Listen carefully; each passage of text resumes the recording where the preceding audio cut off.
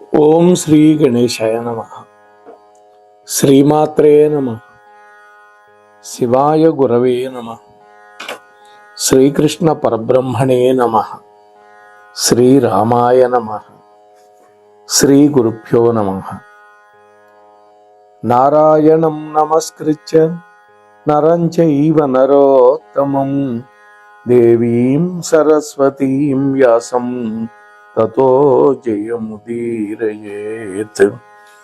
ఆదిత్యాయ చ సోమాయ మంగళాయ బుధాయ చ గురు శుక్ర శనిభ్యశ్చ రాహవే కేతవే నమః. ప్రియ భగవద్బంధువులారా, నవగ్రహ పురాణంలో ఉన్నటువంటి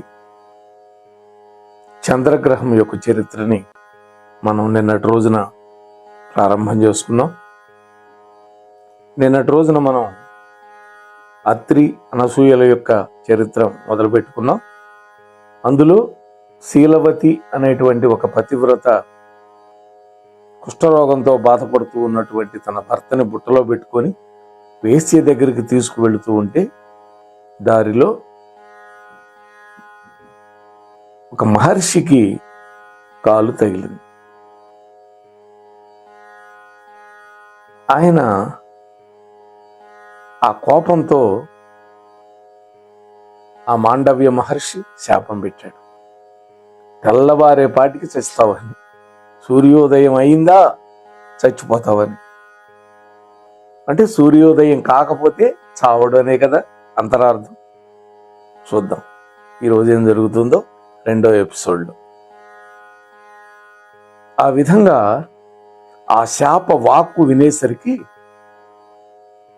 గుండె దడదడలాడింది, చేష్టలుడిగి నిలబడిపోయింది. ఈ కథంతా నిర్వికల్పానంద స్వామి వారు తన శిష్యులకు చెబుతూ ఉన్నారు. వెంటనే విమలానందుడు అడిగాడు వింటూ, స్వామి, ఆ విధంగా చెప్పించింది ఎవరండి గురువుగారు? ఆయన కథ కూడా మాకు పనిలో పని చెప్పండి అని అడిగారు వాడు. ఆయన పేరు మాండవ్యుడు. ఆయన ఒక మహాతపస్వి, నాయన గొప్ప మహర్షి. శీలవతి తన భర్తను గంపలో పెట్టుకొని మోసుకుని వెళుతూ ఉన్న దారి ప్రక్కనే నిలువొత్తు శూలానికి గుచ్చబడి ఆ మాండవ్యుడు భయంకరమైన శిక్ష అనుభవిస్తున్నాడు అని చెప్పేసరికి వాళ్ళకి ఆశ్చర్యం కలిగి, స్వామి, మహర్షికి అటువంటి శిక్ష పట్టం ఏంటి? చూసారా, మాండవ్యుడు గొప్ప తపస్వి, అటువంటి వాడికి కొరత శిక్ష పడింది. కొరత శిక్ష అంటే ఒక గడకర్రని ఒకవైపు బాగా పదునుగా చుక్కుతారు, ఆ గడకర్రని రెండో వైపు భూమిలో పాతారు. ఆ తర్వాత ఎవరికైతే కొరత శిక్ష వేస్తారో ఆ వ్యక్తిని ఇద్దరు మనుషులు చెరొక రెక్క పట్టి విరిచి ఆయన యొక్క ఆసన స్థానంలో దిగగుచ్చుతారు. చూసారా ఎంత భయంకరమైన శిక్ష? దాన్ని కొరత శిక్ష అంటారు ఆ రోజుల్లో. నాయనా, మాండవ్యుడు తన ఆశ్రమంలో ఒకానొక రోజు తపోనిష్టలో ఉన్నప్పుడు ఒక సంఘటన జరిగింది. ఆ ప్రాంతాన్ని పరిపాలించే రాజుగారి మందిరంలో దొంగలు పడ్డారు. ఆ దొంగలు మూటగట్టుకొని డబ్బుని పారిపోతూ ఉన్నారు. రాజభటులు వెంటపడ్డారు. ఈ దొంగలు అరణ్యంలో ఉన్నటువంటి మాండవ్య మహర్షి ఆశ్రమ ప్రాంతంలోకి వచ్చారు. మాండవ్యుడు ఆశ్రమం ముందున్న చెట్ల కింద నిలబడి చేతులు నిటారుగా పైకెత్తి తదేక నిష్ఠతో తపస్సు చేసుకుంటూ ఉన్నాడు. అంటే ఊర్ధ్వ బాహుడై తపస్సు చేస్తూ ఉన్నాడు. ఇక చోరులకి, ఆ దొంగలకి తప్పించుకునే వేరే మార్గం కనపడల. వెంటనే వాళ్ళు ఆశ్రమంలోకి వచ్చి దాక్కున్నారు. రాజభటులు వచ్చి మహర్షిని అడిగారు దొంగల గురించి. మౌన వృత్తంలో ఉన్నటువంటి మాండవ్యుడు వాళ్ళకి సమాధానం చెప్పల. చివరికి ఆ భటులు ఆశ్రమంలో దాక్కొని ఉన్నటువంటి దొంగలను పట్టేసుకున్నారు. మౌనంగా ఉండిపోయిన మాండవ్యుడు కూడా ఆ దొంగలలో ఒకడని, మునివేషంలో నాటకం ఆడుతున్నాడని భావించారు వాళ్ళు. మౌనవ్రతంలో ఉన్నాడు అనే విషయం వాళ్ళకి తెలియలే.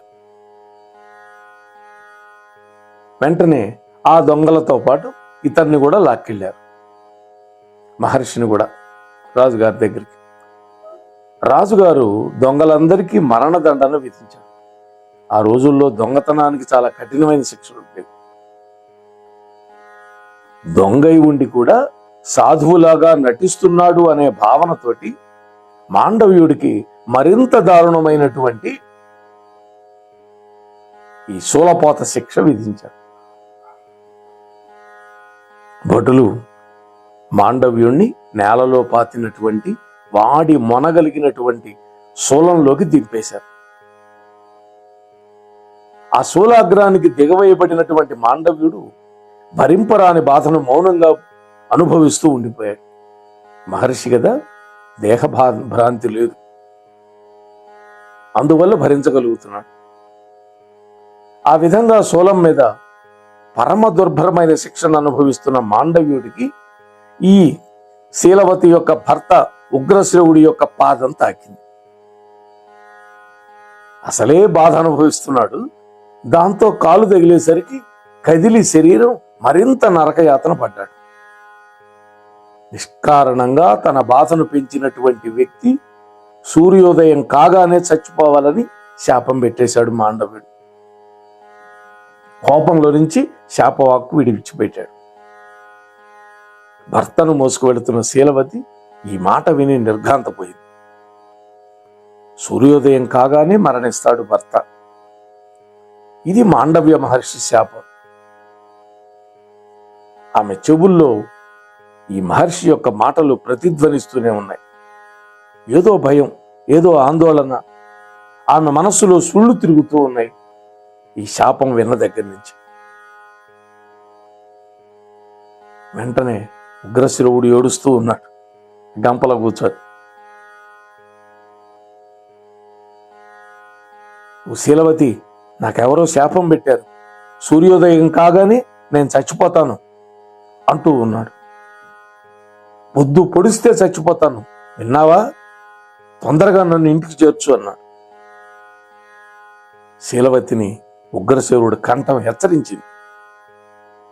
భర్త మాటకు ఎదురాడి ఎరుగినటువంటి ఆ సాధ్వి మరొక్క మాట మాట్లాడకుండా వెనక్కి తిరిగింది. శీలవతి మెల్లగా నడుస్తోంది. సూర్యోదయం అయితే తన భర్త మరణిస్తాడు. మాండవ్య మహర్షి యొక్క శాపం తప్పకుండా ఫలిస్తుంది. అంటే సూర్యోదయం కాకపోతే, సూర్యుడు ఉదయించకపోతే నా భర్త బతికే ఉంటాడు. శీలవతి ఆగింది. ఆమెలో ఏదో ఒక ఆలోచన ఆమె యొక్క కుండలి శక్తిని ప్రేరేపించింది. ఆమె కళ్ళ రెప్పలు కదలడం మానేసింది. ఏకోన్ముఖమైనటువంటి నిర్ణయంతో ఆమె పెదవులు కదిలినాయి. వెంటనే ఆమె ప్రతిజ్ఞ చేసింది. నేనే గనక పతివ్రతనైతే వివాహానికి ముందు భగవంతుణ్ణి మాత్రమే భర్తగా, వివాహం తర్వాత నా భర్తనే భగవంతుడిగా భావించినటువంటి సాధ్వీమణినైతే రేపు సూర్యోదయం సంభవించు ఉండుగాక అని ఆమె కఠోరమైన వాక్కు విడిచిపెట్టి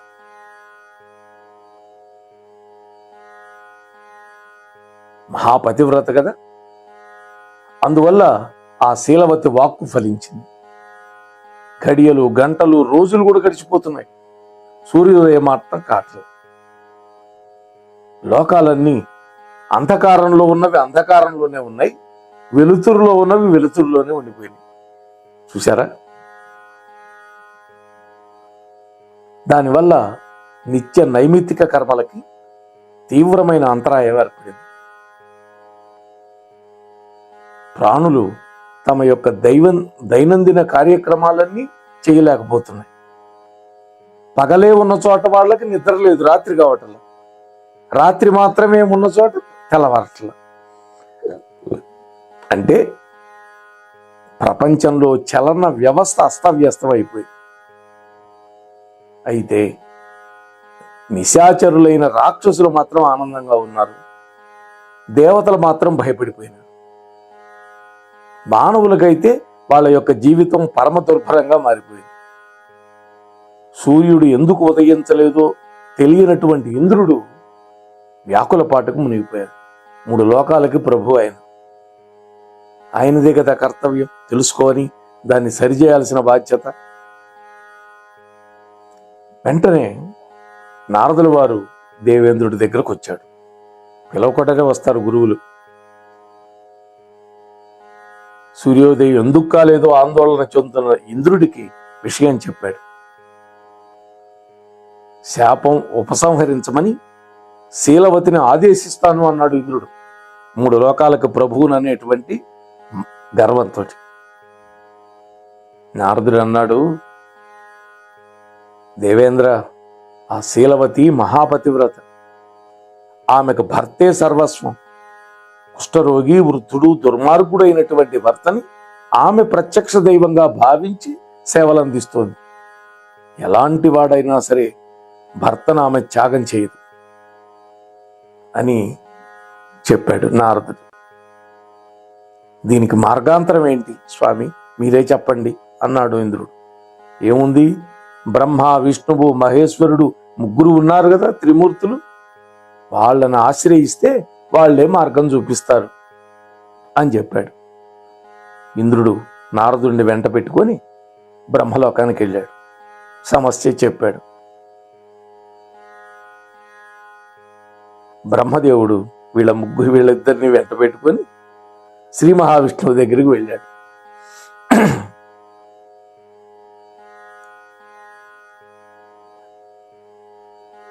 విషయం చెప్పారు పరమేశ్వరుడికి. అంటే పరమేశ్వరుణ్ణి కూడా కలుపుకొని వచ్చారు పోయి విష్ణుమూర్తి దగ్గరికి.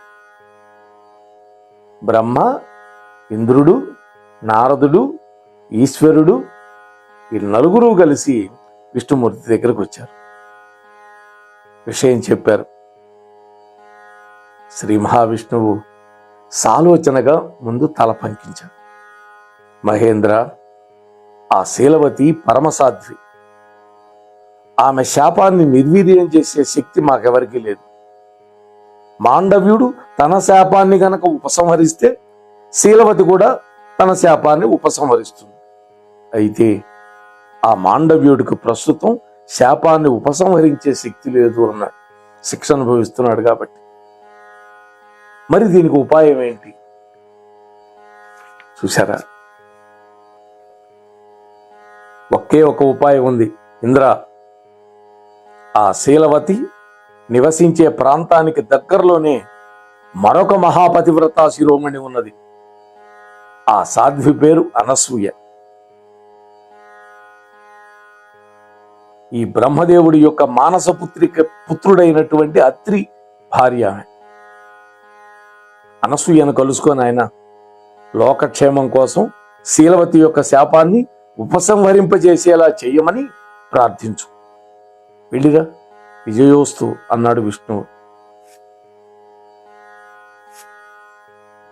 వెంటనే పరమేశ్వరుడు అన్నాడు, మహేంద్ర, ఆ శీలవతిని అంగీకరింపజేసే బాధ్యత తనదే అని అనసూయాదేవికి నా మాటగా చెప్పు అన్నాడు. అవును మహేంద్ర, నా మాట కూడా అదేనని చెప్పు అన్నాడు బ్రహ్మ. ఇది త్రిమూర్తుల యొక్క ఆదేశం అని చెప్పు అన్నాడు. ఇంద్రుడు త్రిమూర్తులకు 3కి నమస్కరించి నారదుడిని వెంట పెట్టుకొని అనసూయాదేవి ఆశ్రమానికి వెళ్ళారు. ఈ ఇద్దరికి అనసూయ, అత్రి దంపతులు సాదరంగా స్వాగతం చెప్పారు. అర్ఘ్యపాద్యాదులిచ్చి పూజించారు. విషయం అంతా అత్రి, అనసూయలకి దేవేంద్రుడు చెప్పాడు. కారణం శీలవతి శాపం అని తెలిసి వీళ్ళిద్దరూ ఆశ్చర్యపోయారు.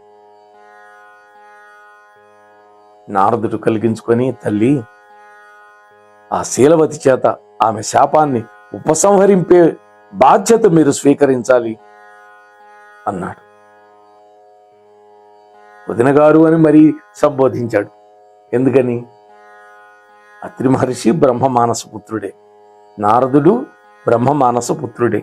వాళ్ళిద్దరు అన్నదమ్ములు కాబట్టి ఆయన్ని పెద్దవాడుగా భావించి అత్రిని నారదుడు వదిన గారు అని సంబోధించాడు. మరొక్క మాట చెప్పాడు. అమ్మా, ఈ అభ్యర్థన కేవలం మా ఇద్దరిదే కాదు, ఇది త్రిమూర్తుల యొక్క ఆదేశం. వాళ్ళ ముగ్గురు మీ ఇద్దరికీ ప్రత్యేకంగా ఆదేశం పంపించారు నా ద్వారా అని నారదుడు ఇంద్రుడు చెప్పారు.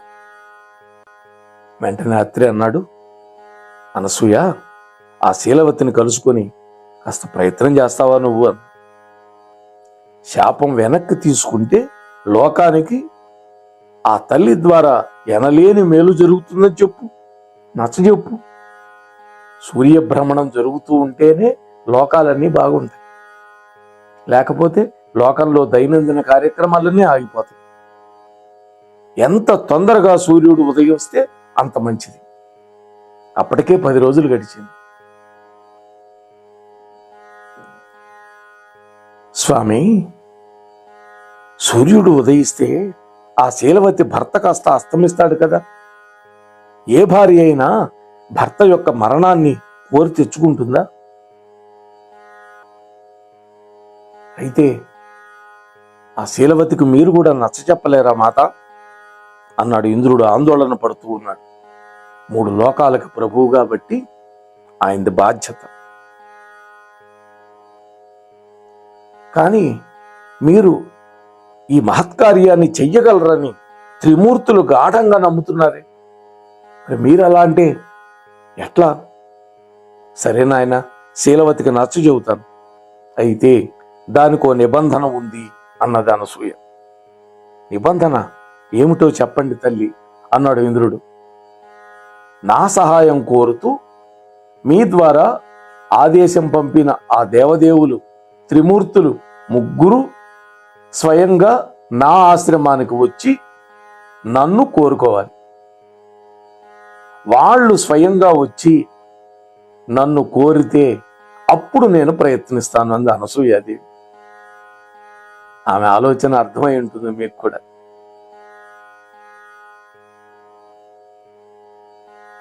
అత్రి, ఇంద్రుడు, నారదుడు ముగ్గురు కూడా ఆశ్చర్యపోయారు ఈ మాటకి.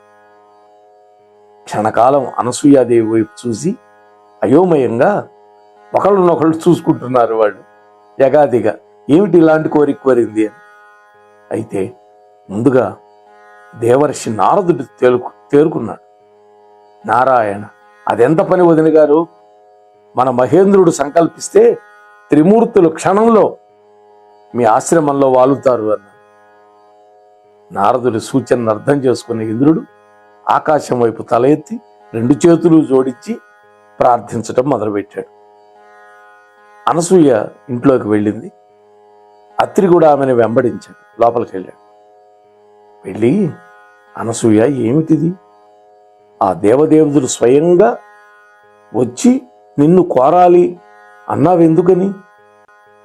ఆ త్రిమూర్తులను రప్పించి ఏం చేస్తావు? ఆతృతగా అడిగాడు అత్రి. వాళ్ళని ఆడిస్తాను అంది అనసూయ నవ్వుతూ. పూజా ద్రవ్యాలతోటి, పళ్ళెంతో, జల కలశంతో అనసూయ యువతలకు వచ్చింది. అత్రి కూడా ఆమె వెనకే నడిచాడు. ఆయన పరిస్థితి మాత్రం అయోమయంగా ఉంది. ఏమిట్రా విపత్కర పరిస్థితి అని. మరి ఆ తర్వాత ఏమైంది?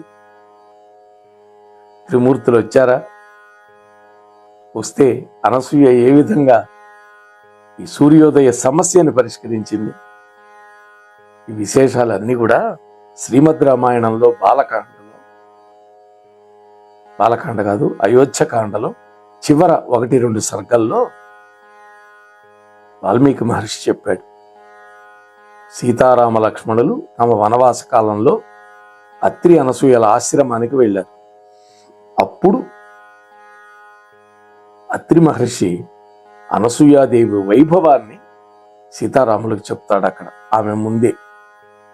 ఎంతటి మహద్భాగ్యం అండి! ఒక భర్త భార్యని కీర్తించటం. అప్పుడే ఆమె చెప్పింది 10 రాత్రి పగళ్లను కలిపి ఒక్క రోజుగా మార్చింది అని. అప్పటికి 10 రోజులు గడిచిపోయినాయి అనుకున్నాం కదా, వాటన్నిటిని కలిపి ఒక్క రోజుగా మార్చేసింది అనసూయాదేవి తన తపో వైభవంతో, తన పాతివ్రత్య వైభవంతో. ముఖ్యంగా ఆ కథ అంతా ఏమిటనేది రేపటి రోజు మనం ముచ్చటించుకుందాం. ఇంతవరకు ఈ ఛానల్కి సబ్స్క్రైబ్ కాని వాళ్ళు ఉంటే వెంటనే సబ్స్క్రైబ్ చేయండి. మీతో పాటు కనీసం ఒక 5గురి చేత సబ్స్క్రైబ్ చేయించాలి. తొందరలో మనం 4000 మార్క్ దాటాలి. చాలామంది వింటున్నారు, లైక్ చేయటం మర్చిపోతున్నారు. దయచేసి ఒక లైక్ ఇవ్వండి, కామెంట్ కూడా పెట్టండి. కనీసం 10 మందికి అయినా సరే ఈ వీడియోని పంచండి. అట్లాగే హైప్ అనే బటన్ ఒకటి ఉంటుంది, అది కనుక నొక్కారా చాలామందికి ఈ వీడియో యూట్యూబ్ వాడు పంపిస్తాడు, వైరల్ అవుతుంది, మరింత మందికి అందుబాటు అవుతుంది ఈ వీడియో అని మీతో సవినయంగా మనవి చేస్తూ ముగిస్తున్నాను. స్వస్తి సర్వేషాం. మన మోహనవాణి కార్యక్రమాలు మీకు నచ్చినట్లయితే వెంటనే ఒక లైక్ చేయండి, అలాగే కామెంట్ చేయండి, ఎక్కువ మందికి షేర్ చేయండి. సబ్స్క్రైబ్ చేసుకోకపోతే వెంటనే మన ఛానల్కి ఇప్పుడే సబ్స్క్రైబ్ చేసుకోండి. ధన్యవాదాలు.